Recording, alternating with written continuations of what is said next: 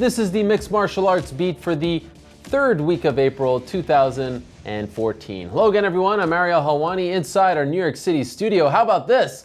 A primetime sorta edition of the MMA Beat on this UFC on Fox 15 fight week. We're here in the New York, New Jersey area. Of course, the UFC is back in Newark. Once again, we can't have MMA here in New York City, but hopefully that changes sooner rather than later. And we were at Media Day earlier in the week. We still wanted to have a beat, so here we are, 5 p.m. Eastern Time, doing a special edition of the Beat. You guys excited or what? We're going to put Around the Horn and PTI out of business. That's right. We got some competition. There we go. Kind of my happy hour, but whatever. All right. Well, let's make this quick. You know these guys. The A-Team is back. That is Luke Thomas of SiriusXM Fight Club and MMAfighting.com. That is Jeff Wagenheim of SportsIllustrated.com. And, of course, the man in the hat, Chuck Mindenhall, anchoring the show from MMAfighting.com. Guys, it is UFC on Fox 15 fight week, if you will. But let's talk about Phil Davis signing with Bellator first. The news is, we've been talking about this story. We talked about how it wasn't getting a lot of traction, and it kind of came out of nowhere yesterday. Are you surprised that at the end of the day he ended up choosing Bellator? I guess a little bit I am, or maybe that Bellator chose him. I mean, there's a lot of reasons why you would pick Phil Davis, right? He's 30, so he still has a little bit of life left in him as a competitive athlete. Obviously, he's one of the best light heavyweights in the world. I mean, we know his limits, but they're pretty high limits, He can do a lot for you in some respects, but I kind of thought his style wouldn't necessarily be all that conducive to what Bellator's trying to do. But then in retrospect, I thought, you know what? There's a lot of good reasons for Bellator to sign him, not least of which was the sort of networking effect. Like, if you see one domino fall, might you see two, might you see three, might you see four. Number two, the Phil Davis that we like is the one where he lords his strengths over his opponents, which he might be able to do pretty capably over in Bellator. I'm not saying it's a guaranteed lock, but it's pretty good chances. So I think the only thing for me I'm going to be curious to see is how competitive he is, which the reasons to believe will be very competitive. But really it's as these contracts begin to expire, even if guys don't go to Bellator, do they force UFC to make sure they get paid? That's really what I'm going to be paying attention to. What do you make of the signing? Well, we've come to see Bellator, at least in its recent incarnation, as a place that wants to bring in a lot of highly entertaining guys, right? And even guys that are past their peak and just their names.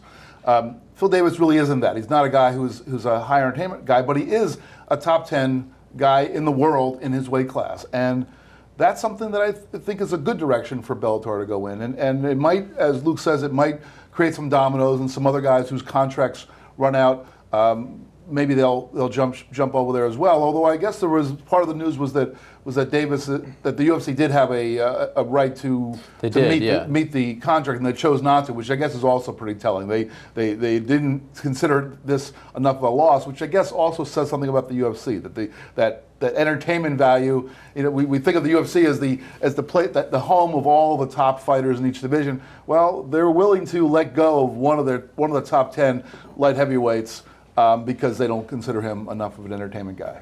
I sort of feel like everybody benefited from this ultimately, because the UFC, what was he going to do there? I think they were trying to prime him for a title shot, but he just kept dropping. And then his fights were not that exciting. Most of his fights they just weren't that great in the end. They weren't getting a lot of buzz beforehand, et cetera, et cetera. He's sort of knocking off contenders. You know what I mean? He's in that John Fitch area a little bit in that sense where you're like, well, if he's not going to get there, but, So the UFC's probably happy to kind of see him go for the time being. Bellator gains a guy with some name recognition. Like you said, I think it could have a domino effect. Maybe other people, even though it sort of backfired on him ultimately by taking that last fight without, re-upping. He didn't win the fight. It didn't hurt him ultimately to go to Bellator. Maybe other people take this avenue a little bit. So it kind of gives you a little more option there in terms of fighters and what they might do with themselves and as their contracts are coming up. And from a fan's perspective, I mean, you're going to get at least to see him. There's the Bellator sort of legit circuit, which is the guys who are Emmanuel Newton, the Emmanuel Newtons and Liam McGeary and those types of guys at Tillavey. Those guys. And don't forget Rampage Jackson is allegedly a part of the Bellator roster. Which, that's the type of thing you're like, well, that might be sort of fun, if these things can happen. But there are still enough guys to sort of make it fun. So I almost feel like it's probably a positive from right now. It's probably a positive for everybody. And the cross-pollination, whichever direction it goes in, when it happens with top 10 or top 5 fighters, it gives us a little more of an opportunity to really measure where Bellator stands in relation to the UFC. I mean, we know it's not an even playing field, but we wonder sometimes we wonder how far down the field it is. I mean, is it when we know that it doesn't have the kind of depth in any division that UFC, but the top guys in each of the weight classes, how do they fare against the top level guys in the UFC?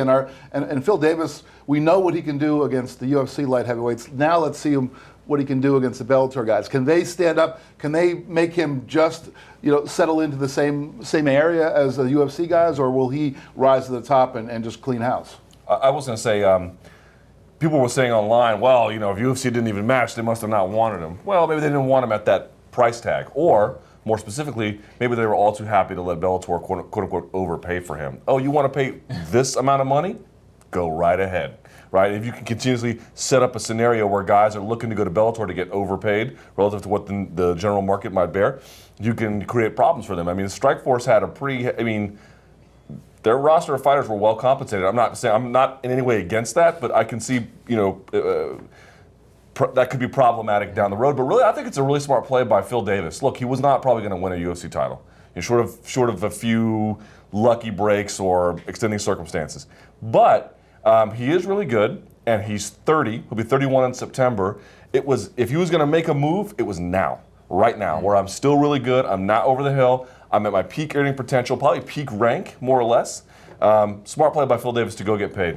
I congratulate him. Two other things that I think are worth mentioning. The first one is Phil Davis is represented by Zinkin Entertainment, who for a very long time has had a great relationship with Scott Coker. They were the pipeline for Strikeforce, from AKA to Strikeforce. Guys like Luke Rockhold, Cain Velasquez, they all came from there, Josh Thompson.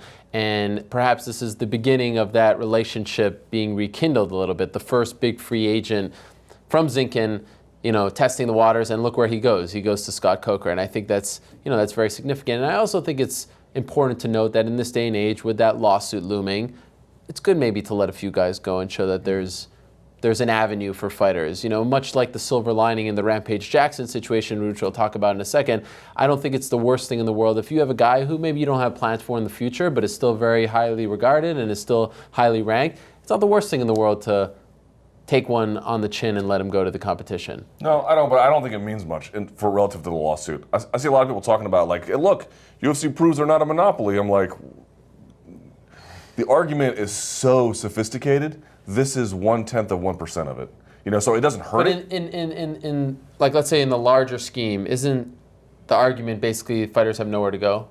Here's what I would say. What I would say is, when it's breaking news that one ranked fighter has left the UFC because it's, in some ways, in the modern era without precedent, that's an exception that proves the rule, not the other way around, right? Oh my God, a ranked guy left. Well, what does that tell you about the dynamics between the two? Yes, there is a place where there is burgeoning power in terms of being able to recruit, but it's against this behemoth. Now, I'm not saying that this means that they're going to win or lose a court case. It's beyond much more complicated than that. I'm just sort of pointing out one guy matriculating, I think, is ultimately relatively inconsequential. But in the last 8 years or so, how many options have there been? Viable options to where if you're a UFC free agent, you're like, oh, I'll go here and I'll get the same kind of exposure, the same kind of competition. There haven't been many. Dan Henderson saw it. And he took the money and went with Strikeforce. There have been some cases. So I'm just saying, okay, let's say post demise of Strikeforce and WC merging and all that stuff, that period where Bellator was just trying to get off the ground, there was really if you're a guy who's trying to make money for your family and be as popular as possible, there's really nowhere else to go at the time. Sure. Now, there starts to become a better place, which proves that maybe, if you're going to make that argument, there isn't the monopoly. I think it's helpful, just real quickly, in a marginal way. But I also would say, just as a footnote to that, because you mentioned the Zinkin connection. Yeah. We'll never know the answer to this, but I really wonder if Phil would have made that jump if it was Bjorn Rebney still at the helm. Yeah. I really have a hard time believing that. Just I have a hard personally time. speaking.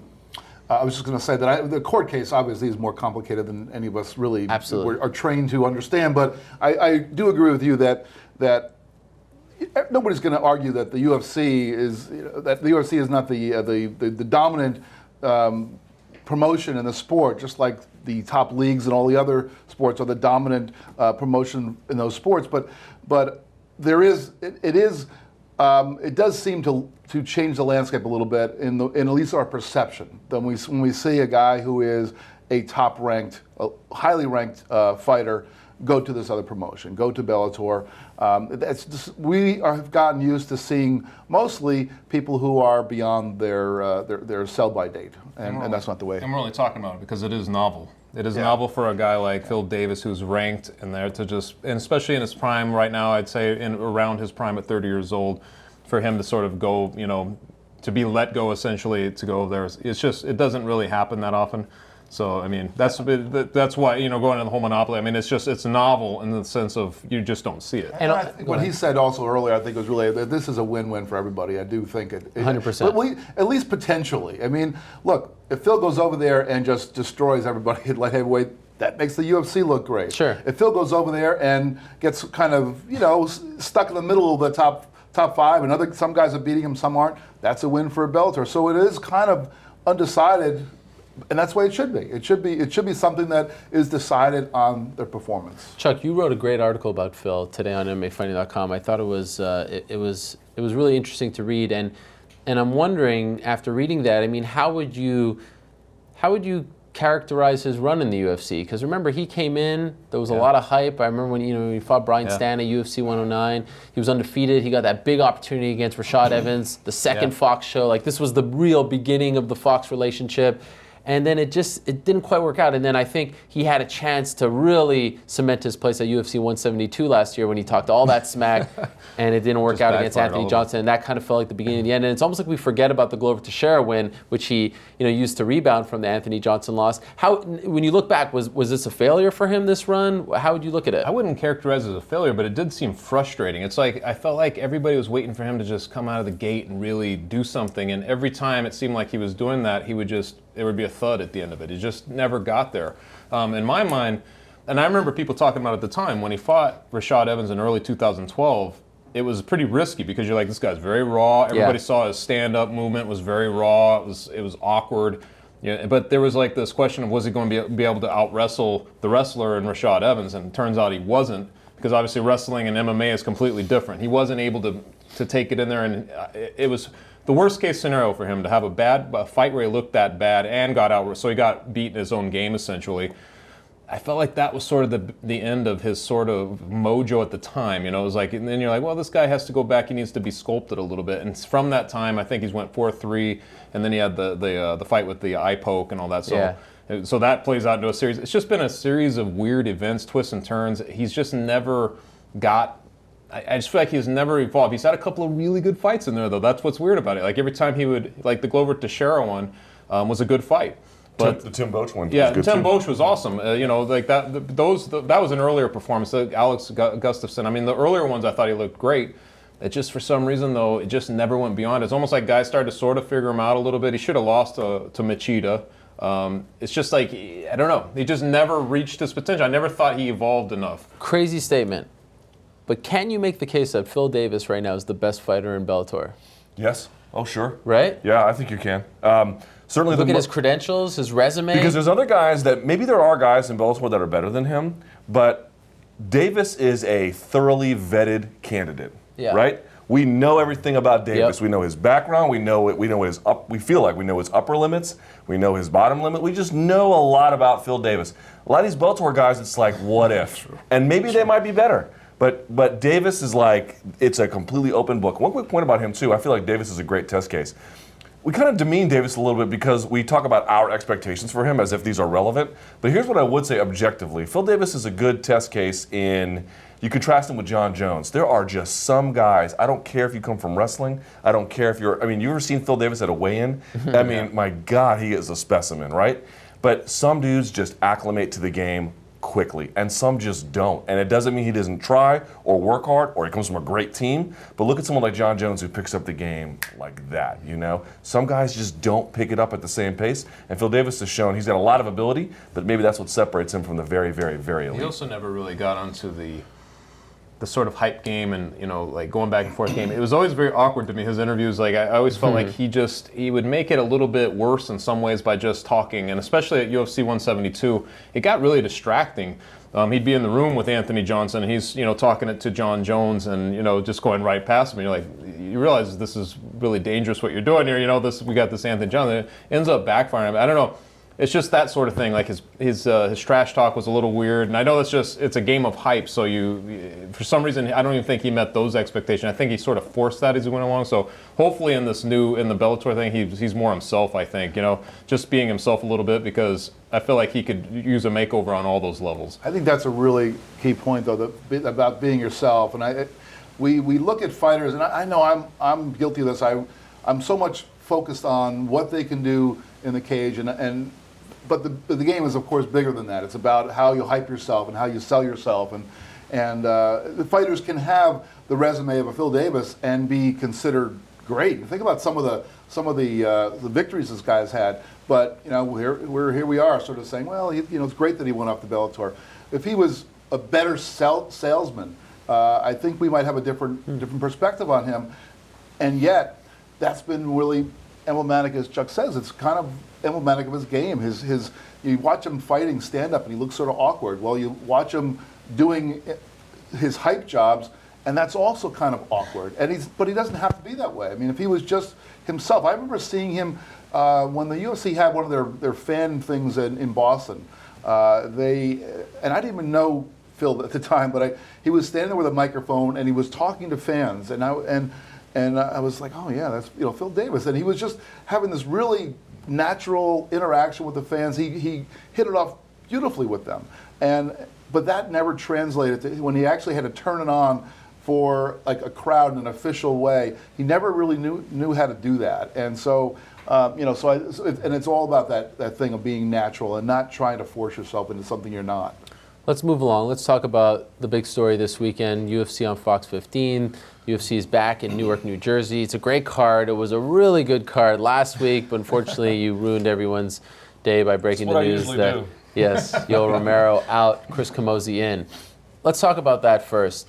When it was announced on the broadcast during the UFC Krakow show, at first, I think all of us would agree here. I mean, at first, we were like, what, Chris Camozzi? Really? Like, A, didn't they fight already? B, isn't he out of the UFC? It took a while to digest it. And then I saw a tweet from Chris's brother, Brian Camozzi, and I think he nailed it. He said, the same people who are complaining about Chris fighting Jacare are probably the same people who would have complained if they just would have taken Jacare off the card. And I feel like in our little bubble, that's accurate. How do you feel about them putting Chris Camozzi in there when they obviously didn't have a lot of options. That's clear. Who is going to fight Jacare, Souza, whatever, on 6 days' notice? That is an impossible task if you care about your career at the elite level. Now, Camozzi has been out of the UFC. This is his chance to get back. I'm not sure if his run was 50-50 in the UFC, something close to it, roughly 500, but he had 4 losses straight, I think. This is a no-lose for him. It's a great opportunity. Anybody who's not in that position, however, it's like diametrically opposed. Absolutely. Either you have nothing to lose or you have everything to lose. Jacare. Yeah. No, or the person coming in against Jacare. No, but would you say Jacare has everything to lose? Oh my God! I mean, Jacare. Listen, there's a comfort level because of obviously how good he is, but. I mean, listen, and I saw Dana White reacting on Twitter, and normally when he berates fans, I don't really find that the most awesome thing in the world. However, in this particular circumstance, how could you possibly disagree with him? Who is going to be like, you know what? I'll take that assignment. There are guys who wouldn't fight Jacare on 6 years' notice, much less 6 days. Come on. Yeah, I mean, I think that Camozzi is the perfect guy for this. Really, I mean, he's a guy who lost to Jacare, and this is his chance for redemption. And whether he had 6 months, 6 years, or 6 days, why not? This is his chance. And today at the media day, that's a great point. Why not? Today at this media day, I talked to him and said just that. And he said, he said, as soon as I lost that fight, I always wanted, I knew what I did wrong. I mean, it's what fighters always say. That fighters believe in themselves. Of course, you said that he had four losses in a row. Well, Jacare was the first one. Then he lost his next 3. And that was the career spinning out of control. Now he's won a couple, and the UFC is bringing him back. Apparently he says he's getting a nice deal from them, which I take to mean that it's not just a one-off. He's going to get some more fights. This is a chance to make up for a misstep. Why would anybody not take that? And second chances are hard to get in the UFC. I know some guys get them, but it has to be sort of circumstantially correct, or you have to win a bunch of fights elsewhere. He won a couple of fights. He just fought in March, and I guess he busted the guy's leg with a leg kick, and his kickboxing is coming on his higher. At least they're bowling. He's probably feeling good. He's got a couple of wins. He had a couple of split decision losses right before that. There's probably his turning point in his own mind, like he's thinking, you know what, man? The guy who sent me on my spiral originally was Jacare. I'd won 4 in a row. I want to now get back. It's like sort of coming full circle through that spiral type thing. And I feel like he probably looked at that and he thought, this would be cool. I don't think, like we were mentioning earlier before we were taping, like he just went on the underground and basically posted it and Joe Silva saw it. It wasn't like he actually called Joe Silva. So out of desperation and out of need, a guy just volunteering even secondarily like that, sometimes it comes, and I think you were able to see him a little bit. I feel like he has a little bit of a spark, like, wow, man, I can't believe I have none of the pressure of the 6-week camp or the 8-week camp, none of the pressures of all the things that come with it. He's just already in shape. He'd stayed in shape from his fight last month. He probably just looks at it like, man, this is like a rebirth, and it's a win-win situation. Even if I lose, I still get a fight on. Also, let's do some math here, right? If he wins in the most spectacular fashion ever, oh my God. That's like Jimmy Smith always talks about. It's like these kinds of things. It's like Kamozi's going to fight Jacare on 6 days' notice. They only happen in combat sports, right? So you have to kind of like appreciate for that. But like, do we really think this is going to be a boring fight? You think that Kamozi is going to just control Jacare for 3 rounds? Either he's going to be able to score some kind of surprising strike or some kind of surprising submission. I find that unlikely, but that's what he's going to be. Or he's just going to get washed. That's the way this is going to go. This is not going to be some clinch fest along the fence. So you're going to get your dollar's worth if you're in attendance, and on TV it's going to be what it is, one way or the other. Yeah. This is not going to be a recipe. It's not like Kamozi is like a D1, 3-time national champion who's just going to hold down Jacare. No, he's going to go out in his sword, or he's going to make Jacare do the same. That's it. Right. So if you're a fan, I don't see what there is to complain about. You were either going to get no Jacare, right? Or you're going to get him. You're going to get him. Well, you were going to get Romero Jacare, and then maybe no Jacare. But that was not a possibility. Sure, it's not like they replaced Romero. He was not going to fight. So you were going to get nothing, right? It was, and nobody else seemed to be ready to step up. And this is the guy. I find it interesting that Jacare has been very vocal about the title, because I feel like he's had some weird fights in the UFC, but end of the day, he is undefeated. And today, he was as adamant as I've ever heard him. He said, look, I asked him point blank, if Luke Rockhold wins and you win, why should you get the title shot? He said, Luke lost in the UFC. I haven't lost in the UFC. I'm undefeated. It should 100% go to me. But do you really think that they would give him a title shot after beating Chris Camozzi if Luke Rockhold beats Lyoto Machida? That's where I feel like he's losing out here. He's getting a payday. He's getting an easier fight. There's no doubt about it. He's getting a guy who has 6 days to prepare for him. But I still feel like if he would have beaten Romero in impressive fashion, he could have had a case. Now he doesn't have that, and it's delayed a little bit for him. These guys need each other. They need that. I need you to be there. Yeah. To help me. Now, if you lose, obviously, then no. But like, without that dance partner, there is no general dance. And so at that point, Romero kind of loses out here. But also, there is some financial security that is heightened with an opponent that is a manageable task in the way Chris Camozzi is. I will say that if Machida wins, if he beats Rockhold and Jacare wins, I would rather see Jacare. I feel at that point that Jacare should trump him, just because of Machida coming off of the title. It's a fresh matchup too, and Jacare versus Weidman. Let's say if Weidman wins, that's amazing, right? It's a dream come true. Yeah. We haven't seen. You can't go wrong with any of these scenarios. But I couldn't agree more, especially since Machida's just 1 fight removed. He'd be 2 at this point from the Chris Weidman. But it was such a great fight. Yeah, so you really can't go wrong. Or if Camozzi lands an uppercut, you give him the title shot. How do you know? Just for S's and giggles. There you go. Come on, let's do it, man.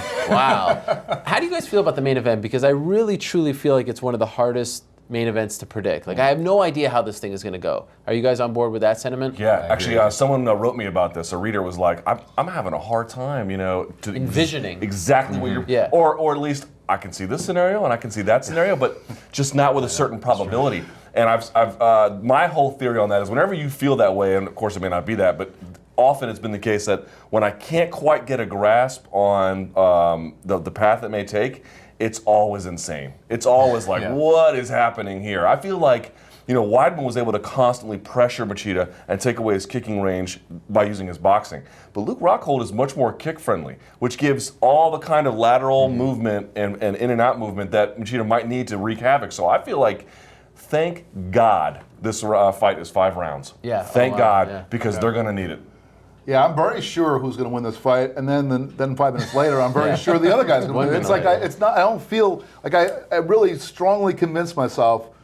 Yeah, Rocco's got it, and it's like he's got it in the bag. And then it's not so much I'm undecided. It's like I'm literally overly confident that one guy's got it, and then it's the other one. It's really back and forth in a way that's pretty rare. And then it's very difficult to predict. I mean, I know we talked about this a little bit earlier, but it's really a play of space. Like when you get two guys who just know how to handle space and angles and all the stuff in the stand-up game, it's just it can turn into something more than just a fight. There's so much within the fight, and I feel like this is one of those and it's very difficult to kind of figure out who's going to get off in that situation. But I still think Rockhold, when I really think about it, I feel like Rockhold has more disruption in his game. He's able to sort of give him a little bit more maybe with the takedown threat, things like that might open some things up. So that's the most consistent thing I come up with, but I agree, it's just a fascinating matchup. A couple months ago, we talked about the idea of Paige Van Zandt versus Felice Herrig being on the main card and whether or not we agreed with it. And now it's here. And we saw them at the media day, and they had a bit of a brouhaha, if you will. Not quite brouhaha, but there was an arm push involved and all this stuff. And people get excited about that sort of thing. And I really think that the UFC has been smart in the way they promoted this fight. They didn't even bring them to the media workouts yesterday. Instead, they took them on a 13-hour media tour around New York City, Good Day New York and Sirius and things of that nature. They've used them the right way. They weren't in the road to the octagon, but they brought out a Paige several months ago when tickets were on sale. It's almost like they're using them to try to capture the mainstreams or the casual fans, and then they're giving the hardcores what they want, as to not upset the hardcores. Like, they're not putting these women in their faces because the hardcores kind of feel like they don't deserve this sort of thing. I think they've been very smart about it. You get what I'm saying here? Like, if they were flaunting them, if you will, on Road to the Octagon and giving them more attention than Cub and Max Holloway, I think people would get very upset about it. But if you just push them out to the casual fans, I think that you're playing both sides very well, and they've done that. Surprisingly, I didn't expect them to do that. Are they opening the main card? I don't think so. I think it's Cub Swanson versus Max Holloway. Wow, that is interesting. Yeah, I don't know, man. I don't know what to make of that exactly. I am, because it's a legit fight. It's not a gimmicky fight at all. Not that the UFC does a lot of gimmicky fights, but I mean, even within the UFC universe, it's pretty damn legit. Like, if Paige Van Zandt wins this, it's like, okay, let's see how far she can really take this thing. But I don't know. I don't have your read on it is a lot better than mine. I don't know exactly what it all means. Do you understand what I'm saying, though? Certainly, yeah. No, I think it's a astute point. But again, it is ultimately marketing. I mean, at a certain point, the whole concept of the two best fighters always having to be in the main event is not always the way things go. I mean, certainly we see a lot of that over in Bellator. We're seeing that with they're putting the big names on the old timer circuit in the main event, and then they're having their real top fight, in the co-main. The UFC is not doing that quite as much, but I'm sure that's going to start happening. When CM Punk makes his debut with the UFC, I wouldn't be surprised if that's right at the top of the card. And ultimately, it's marketing. It's marketing, right? I get upset when the UFC messes around with their championship belts, because that's competition. But I don't care whether they put who they put in the main card fights. I really don't. If they think that these are the 5 fights that are going to draw the biggest crowd, the biggest TV audience, go for it. I do think it says something that Paige Van Zandt is fighting Felice Herrig on a main card, on a card that's fairly stacked, 8 cards deep, whereas you get at UFC 186, Sarah Kaufman against Alexis Davis, who put on one of the better fights. They got sort of buried on that card, 2012 or 2011? One of the better fights the first time through in Strikeforce, and that's on a prelim on a card that could use that extra boost on the main card. But it just kind of gives you an idea of although prelims are seen these days by a hell of a lot more people. It is true, but it's not even like it's the top prelim. You know how they sort of highlight that with its own I will say this, though. A lot of people were, I guess, up in arms over the fact that they were put on the main card. But one thing that hasn't been pushed all that much is the prelims are also on Fox this time around. The same thing. So the top 8 fights are all on Fox, so it really doesn't matter. It's almost, I know that there must be some TV programming thing that goes on there. But when it's one thing when there's a pay-per-view and then preceding that is a stuff on Fox, but if it's all the same thing, what difference does it make when all of a sudden 8 o'clock comes around, the magic hour, when the show changes from this channel to the same channel?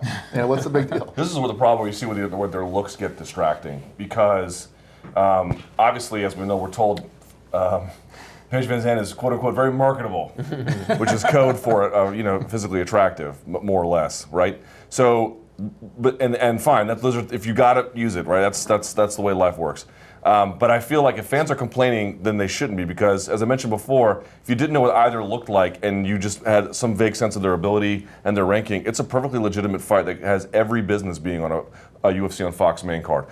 I look at the poster for the old UFC on Fox where they had LeVar Johnson versus Pat Barry. Yeah. Right. That is somehow more deserving from a meritocracy standpoint. Give me a break. No, it's not. I get it. Two heavyweight sluggers are going to bomb on each other, but from a meritocracy standpoint, this is infinitely more. It's also classic Joe Silva matchmaking. I know he didn't book the fight. It's Sean Shelby. I call it that because it's the older guard against the young gun. You know, if Paige can beat her, she takes her spot. And Felice Herrig is a veteran. She's been around the block. She's had some good fights.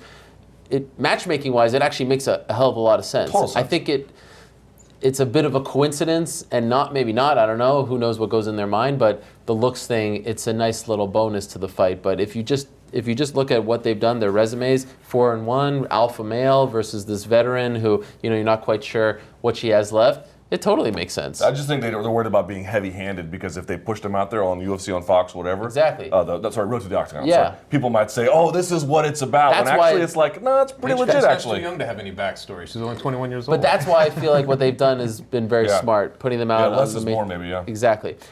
Speaking of UFC on Fox, the next one is coming up in July in Chicago, and they announced just this past week that the main event is going to be Renan Barão versus T.J. Dillashaw. 2.75, I'm calling it, because we were supposed to get them in August. We were supposed to get them next week in Montreal, and now hopefully we're going to get them in July. And for a while, Lorenzo Fertitta in particular was telling us that title fights are going to be on pay-per-view, and then top contender fights on Fox, and then the next tier is Fight Night. Now they're going back to a title fight on Fox. Considering the belt and who's involved, is this a smart choice? Well, I guess you have to start looking at the math. How many champions do you have? How many pay-per-views do you have to fill? And I haven't done the math, so I'm not sure whether it adds up, and we're going to end up with some pay-per-views around that time where they're going to have a hard time putting a champion up there, especially when you factor in injuries to champions and so forth. But look, this is a weight class that can use a little bit of all the lighter weight classes can use a little bit of a boost. Putting them on Big Fox. I think it's great. I think it's great. We get those guys an exciting rematch between a guy who hadn't lost in 10 years and it was dominant against the guy who beat him up for 5 rounds and then finished him. I want as many people as can see that should see it. Well, I think probably because they've been in each other's crosshairs so long, because they keep trying to roll out this thing, that the UFC has had a pretty good amount of time to gauge the interest in this type of fight. For a money, for a money thing, and there probably comes to a point where they're like, it might make more sense to just put it on this platform at this point. I have no problem with it. Obviously, that's one of the better rematches because of the way the first one went down. It was a dominating performance by Dillashaw, but you're not sure if Barão was really how affected he was from that first round, if that affected the rest of the fight, which we all assume it did. So there's some really good intrigue into that fight, but if it's free and it can be on that platform, I think it sort of makes sense for the reason you said. It's just we don't have a Conor McGregor in there yet for that division. I think give a fight, give that fight to the fans, and goodbye me. Seems very, very simple to me. Right? If we're going to put something on pay-per-view, it's a value proposition. We, the UFC, have a portfolio of content. We are happy to give you this kind of content for free. We would like you to pay for this. We'd like you to pay for this at basically, what is it, $55, $60 a clip. It doesn't matter that it has a title. It's irrelevant to this discussion about whether or not people are going to pay for it. So I don't need it to be a title. I'm happy to take non-title. What I want is content that I'm willing to come out of my pocket for and give you $60 for. That it has a title may help it, or it may be irrelevant. And if it is irrelevant, don't try and force it into some kind of well, we put a title fight on there, that changes the value proposition. Not really. There are all kinds of reasons people want to buy something versus what they'll watch it for free. The calculations are entirely different. You mentioned when they did, remember when Eddie Alvarez came and was going to fight Donald Cerrone? That's the kind of fight that's a pay-per-view fight, right? In the middle of a card, because you're like, wow, vast intrigue. And that's the kind of fights that you want to see just sort of lined up in that middle part, regardless of what's at the top, if it's a title fight or just an intrigue fight. No, but also, for a while, it seemed like they were figuring out that they didn't have enough interest in some of the lighter weight classes, at least among even the champions, and so they were trying to stack two of them on two championship fights at the top of a pay-per-view. But again, you only can do that for so much. You have, I know they've got one more champion than they had a year ago now that the strawweights are a factor, but that's still not enough champions to go around for if you're going to put two of them on the top of a card. So maybe what they're thinking, as you say, is maybe they're going to have they're going to start having some pay-per-views where they say, okay, we'll put this one title fight up there, then we're going to have to put two fights, maybe three fights that are really, really the kind of fights you're going to plunk your $60 down for, and we just can't rely on that top fight to carry the day. And also, good on TJ Dillashaw. He is a champion, and champions get pay-per-view points, but it's important to recognize that, hey, it's not the worst thing in the world to take a step back, be seen by 3 or so million people on Fox, and then try to cash in. And look, it has never truly been proven that being on Fox X amount of times leads to more pay-per-view buys, just as Demetrius Johnson. I mean, I think it depends on a lot of things, who you're facing, the circumstances, the time of year, but sometimes I don't think it's the worst thing in the world to, even Lyoto Machida said to me today, I would much prefer to fight on Fox. More people are going to see me. I'm noticed in the supermarket. It's just bigger these days. Unless you're fighting on a mega show, it's just bigger to fight on free TV. And who does TJ train with? Uriah Faber, Yes, sir, yes. The guy who likes who really. I mean, I don't know that anybody was doing this before Uriah did it. When he would lobby to not be on the pay-per-view portion of a card, but to be the main event of the prelims. And I know that people kind of joked about that. Oh, the main event of the prelims. Well, it's a pretty smart thing when you're instead of being in a couple 100,000 homes. Now you're in a million or more homes, and that's on of people FS1 as opposed to Fox. Fox is even bigger. Yeah. Okay, so let's continue talking about this, but move towards next week, UFC 186 in Montreal, which we've talked about on this show. When I say UFC 186 on this April 16th, so what are we? 9 days away. What do you think? Not money. Not very money. Yeah, man. Like, on the one hand, you feel so bad because it's like the injury issue just doesn't seem to, there's just no end in sight, right? There's just no shelter from it. And it's truly, I think when we look back in 5 to 10 years, if they ever figure out a solution, they're going to look back and be like, my God, do you remember how much injuries changed MMA? I truly believe that. Yeah. On the other hand, it's like, what were you thinking putting Rampage on that card? And then not just putting Rampage on the card, doubling down with Rampage on the card. We're gonna have him do this video interview doing like the UFC Fairfax show. Like, they totally brought that on themselves. So like, I realize injuries is a more significant component to card alteration, and then Canada has to take it again. It's just man. I mean, could it be more different than 187? I mean, 187 is like the suitcase that Ving Rhames opens in Pulp Fiction, and 186 is I don't know 186 it's like 177 and 178. Remember, there was like a huge contrast between those two cards as well. And then they had to move one of the fights to 177.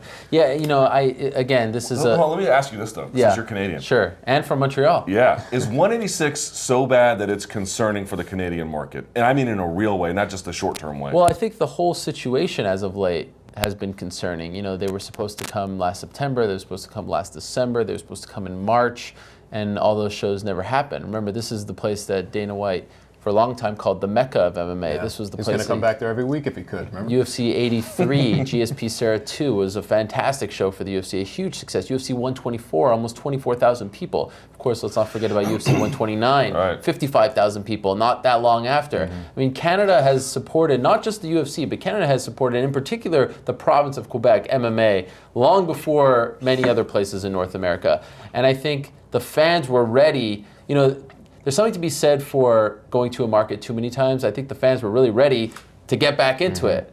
And then this happens. Wow. And, you know, let's also not forget that the night before UFC 186, the Canadians are in the playoffs, so they have a game Friday in Montreal. So all the media attention, like if you're looking for a late push, it's all going to be on the Canadians. This will mean nothing to a lot of people, but the Montreal Impact are in the CONCACAF Champions League finals, the first Canadian team, also that week as well. So the media attention locally is not going to be on the UFC coming to town for the first time since Nick Diaz and George St. Pierre. It's just a bad string of events for the UFC, and it's unfortunate. And I want to ask you about Demetrius Johnson because, like, I kind of feel bad for him a little bit. You know, it's like if this Horiguchi fight was on Fox this weekend, we'd be like, yeah, this is the best flyweight in the world. He's fighting Horiguchi. But now it always becomes this sort of referendum on whether or not he's a draw and whether or not he could sell pay-per-views and sell tickets and all this stuff. And, you know, it takes two to tango sometimes, right? Like, Horiguchi's doing nothing about this. Why does it have to always fall on Demetrius Johnson's shoulders? And is the UFC doing him an injustice by putting him in this position again after UFC 178? It's kind of a circumstance that got foisted upon him based upon, you know, things just falling the wrong way. But, you know, I mean, look, I'll just say that the silver lining to all of this is Mighty Mouse. I mean,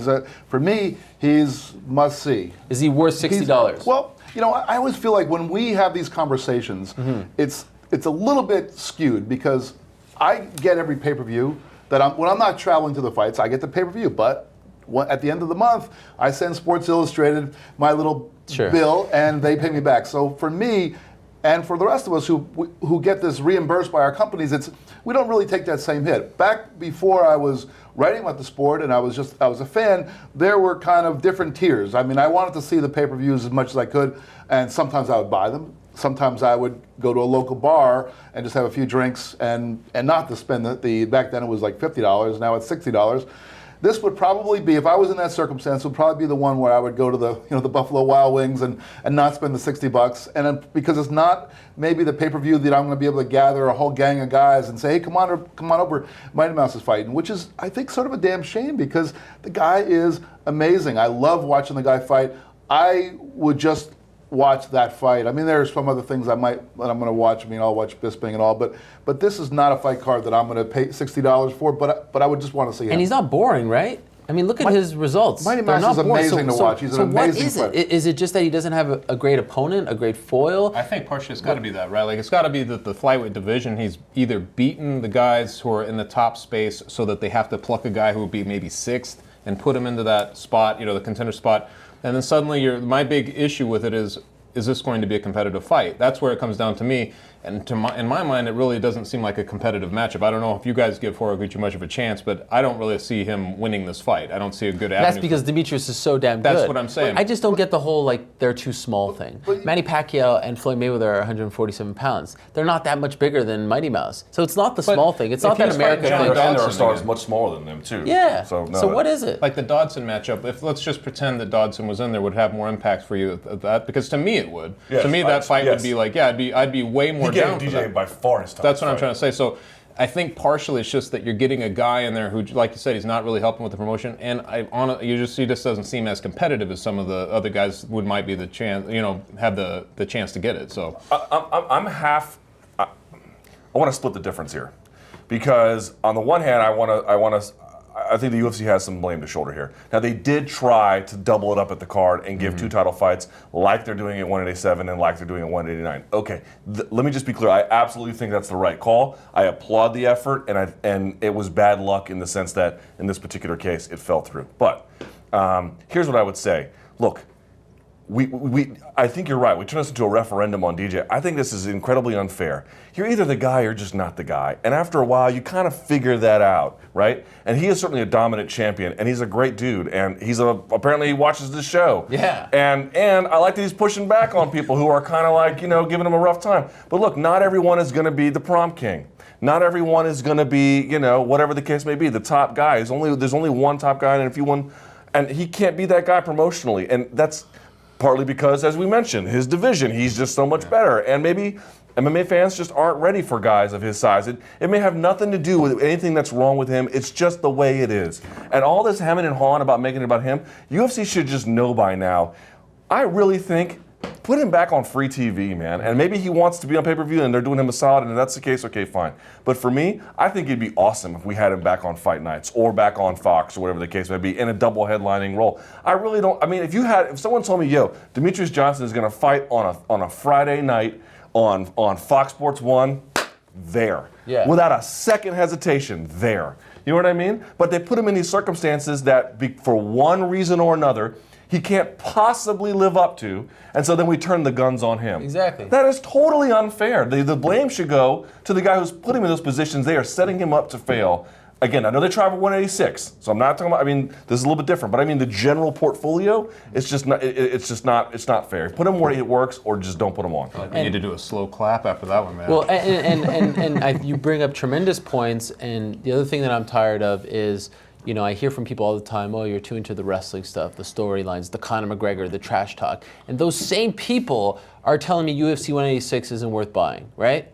So what is it? Do you love pure athletes and great champions like Demetrius Johnson? Or do you like the beefs and the trash? I mean, it's got to have a lot of elements. There's a lot of elements. You know what I mean? It's like, but what the answer really is that it's nice to have everything, right? It's nice to have an Aldo versus McGregor fight where you have the two very best going up against each other who hate each other and there's trash talk. But, you know, it's like that Brian Camozzi tweet. The same people who are complaining about 186 sucking are the same people who say they're tired of the shtick in the WWE. Well, if you're tired of that, Demetrius Johnson is your guy. You know, and if you don't want to watch Demetrius Johnson, well, then maybe the shtick is your thing. But I feel like it's those same people complaining. Demetrius Johnson is one of the very best fighters in the world, top 5. Oh, easily. In the entire world. And he's a credit to combat athletes. So if everywhere. you're a fan of fighting, isn't that enough? But also, like, even if it wasn't like all the back and like, there's just no let's just be real. The main event is entirely non-competitive. Yeah. Entirely. But he's not. It won't be boring. Like, he's not a boring fighter. No. He doesn't produce boring fights. Here's a serious question: what's more competitive, Horiguchi versus Johnson or Camozzi versus Jacare? Took you a second, didn't it? Took you a second, didn't it? But just like Jacare Camozzi, you know it'll be. Of course. Right. And I would say actually a Horiguchi versus Johnson is slightly more competitive. Yes, but my point is that that you even had to hesitate, and they want to put that at the top of a bill. Come on, man, on pay-per-view. I also think, though, that there is something mysterious going on that we don't quite grasp, because even when these fights at the 125-pound weight division are competitive fights, there's still some element of the fan base that just doesn't embrace it. I mean, I remember the night that that Mighty Mouse fought Benavidez up in Toronto for the title, and there were boos in the crowd. And I remember afterward, you know, Dana White going on one of his rants about it. Well, if you boo that fight, I don't want your $55. You know, and you know, and just like you said, sometimes, you know, those rants just sort of, you know, grate at me. But I was sitting there thinking, you know what, right on, because that was an exciting fight. These were two guys who were highly competitive, and then he goes out and he fights Dodson. And that's a fight where Mighty Mouse gets dropped in that fight, and he still comes back and wins it. And how can people, after seeing him beat Benavidez twice and beat John Dodson, not have embraced this guy? It's a mystery. It's a total mystery. I mean, I'm not going to go out there and ridicule fans, because you love what you love, we can't make you love something that you don't love, but it's a mystery. It's a mystery. I think the guy is amazing to watch, and I'll be watching Saturday. Okay, let's end quickly on a positive note. I'm putting you on the spot. Oh, Lord. Best fight this weekend, not named Rockhold Machida. I will go with Holloway versus Swanson. And this is why I say that real quickly. I know, sorry guys. Here's why I say that. Because when you can take a fight, and you can say, what if I told you it was 5 rounds versus 3, and it could potentially change your answer, then you know that there's a lot going on there. I think it's super competitive. I think either guy can win, but I definitely look to that as being a great, great start to the show. Why do you go him first? I'm going to go Swanson versus Holloway. I want to go down the line. Okay, fair enough. I'll go Swanson Holloway. Okay. How about that? That's a great pick, original one. What do you got? Maybe go Mizugaki. Yeah, Aljamain Sterling. How about that? That's a good call too. I love that fight, and then I'll go with one that's kind of off the board here, but I'm really curious about this fight. Patrick Cummins versus OSP. Really? Yeah, I like it. You know what? I like Why? it. I like it because I think if Patrick Cummins wins, legit top 10 case, right? Yeah, sure. OSP coming off that knockout of Shogun, feels like it was like 1,000 years ago. That's a good one. I forgot about that one. That's the Cummins story to me is still very interesting. Do you think it'll be super competitive? I think Cummins wins. Yes. Think it stops him? No. Okay. Do you? No. 10-8, 10-8, 10-8. Yes, that I see. Yeah, I mean, it's going to I'm be a enjoying watching his evolution. Seriously, From you the read- guy who snuck in from the back door since that fight, of Yeah. course, against Dan Cormier. Yeah. He's undefeated. You can You're read- not feeling that fight. No. I'm saying you can read Patrick Cummins' scorecards when he wins. It's like, did he make this guy come and mow his yard? How do you get scores with this lopsided? But you're not into it. I just feel like it's a. I feel like It's a one-sided. I mean, I think Patrick Cummins is gonna Smoke own him. Yeah. That's a big win for him. Oh yeah. People got this impression that because he's a barista Yeah, he's and that Daniel Cormier is a monster, Right. that Cummins is not good. No, Cummins is a badass. That just tells you how good Daniel Cormier is. Right. All Also, right. that fight was so late notice. Yeah, I think. exactly. Yeah. Well, that does it for us. As I said, UFC on Fox 15 is this Saturday in Newark, New Jersey. As always, MMAfighting.com will have its usual fight night coverage for you. Hope you enjoyed this special primetime. Is it primetime yet? Almost? Happy hour's not over. Okay. So there you go. Well, hope you enjoyed this special edition of the MMA Beat, and hope you'll stick around for our UFC on Fox 15 coverage all weekend long. For Luke, Jeff, Chuck, I'm Ariel. Thank you so much for watching. Enjoy the fights and enjoy your weekend.